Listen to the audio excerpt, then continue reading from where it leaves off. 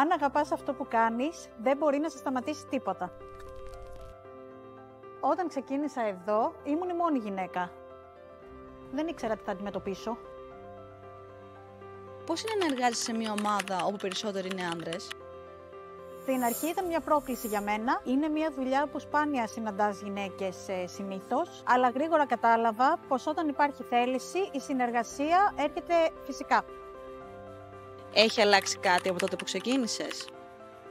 Σίγουρα η διαδικασία της επιθεώρησης είναι πιο εύκολη σε σχέση με το πρώτο διάστημα. Επίσης, η σχέση μου με τους συναδέλφους μου γίνεται ολοένα και καλύτερη. Ποια ήταν η μεγαλύτερη πρόκληση που αντιμετώπισες? Η μεγαλύτερη πρόκληση που αντιμετώπισα ήταν όταν χρειάστηκε να επιθεωρήσω ένα όχημα που ήρθε από τρακάρισμα, τα λεγόμενα total loss. Οι δυσκολίες που αντιμετωπίζει στην επιθεώρηση ενός τέτοιου οχήματος είναι πολλές λόγω της κακής κατάστασης που έχει. Τι θα έλεγες σε μια γυναίκα που θέλει να ακολουθήσει αυτό το επάγγελμα? Αν αγαπάς αυτό που κάνεις, δεν μπορεί να σε σταματήσει τίποτα.